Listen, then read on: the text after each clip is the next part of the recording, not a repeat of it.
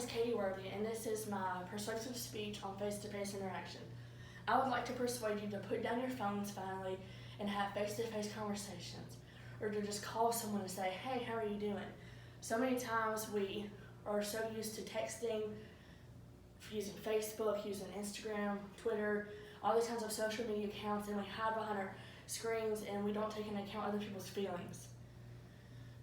When is the last time you actually went to a restaurant and just put down your phones?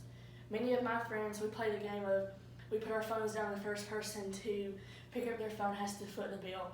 Now, it usually doesn't end up that way, but hear me out.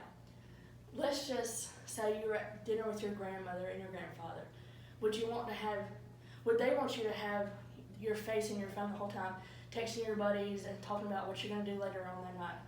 No, they want to actually have conversations with you. They weren't born in our generation, they were born in their generation, so they want meaningful conversations. They want to be able to talk to you, how's your day, this, that, and other. And that's why so many relationships tend to fail too, and with families and with friendships and with significant others, because we don't know how to communicate with each other now. We're constantly on our phone, and we're constantly using social media as a backup, and we're hiding behind our phone screens, like I've already said. Sometimes we just need to be able to go to coffee with someone or go to get a smoothie and just talk to them about their day and actually how they're doing, instead of just texting someone, because sometimes when we text people, we can misinterpret what they say, and they might say something totally off, and you think, wow, they're mad at me, and they're truly not, because you misinterpreted what they said. Another thing that can be misinterpreted is the news stations. CNN, NBC, Fox News, all those crazy news stations where they say stuff about the president and this natural disaster and this and that and the other, and we take it and we just disperse it and we put our own spin on it, put our own twist on it, and we shouldn't do that. Something as simple as, the fall, the new season, or a cute puppy on Facebook, or a cute dancing video on Instagram. We use that, and people still comment negative, hateful things, and it always ends up being a fight about religion, race, what someone looks like. Sometimes models or famous people or celebrities will post pictures of themselves with their kids, or just themselves at the beach or at the park, and people are negative and they talk and they say hateful things, but they're hiding behind a screen. And we shouldn't do that. We should learn to put our phones down, because how many of us would want someone to hide behind their screen and say that stuff about us, because we would get our feelings hurt.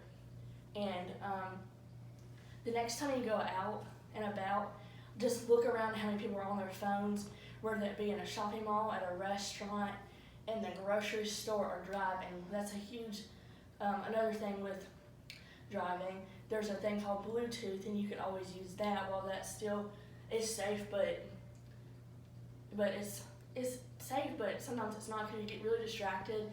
And with people trying to text someone, that is not worth someone's life. It's not worth crashing into someone. There could be a baby in the car, there could be a pregnant mother in the car. We don't know who's in the car. It really doesn't matter who's in the car or what they are or what they're doing, but we should learn to put down our phones and just be in the moment and live in the moment, because I feel like that's where some of our stresses come from, because we're constantly trying to compare ourselves and compare our lives to everyone else's, but that's their highlight reel. That's not it is what their life is like, but they don't show you the messiness and all that kind of stuff. Is all the good things. And I would just like to show you my sources and my visual aid too.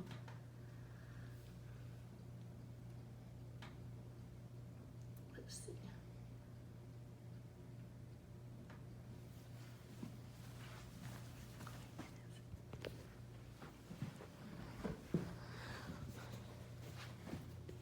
This is my works cited page, or my sources. And then this is my visual aid. Communications tool choice. What teens use most often? Their regular phone is 52%, and IM instant message is 24%. Cell phone 12%, text message 5%, 3% email, and 4% use phone written messages equally.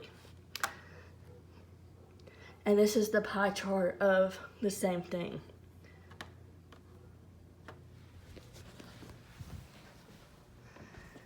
So in conclusion, we should learn to put down our phones and actually have face-to-face communication with others, with our grandparents, with our loved ones, find a pen pal, send handwritten letters, because even a little handwritten letter would make someone's day, especially your grandparents, because that's what they grew up doing, is write handwritten letters.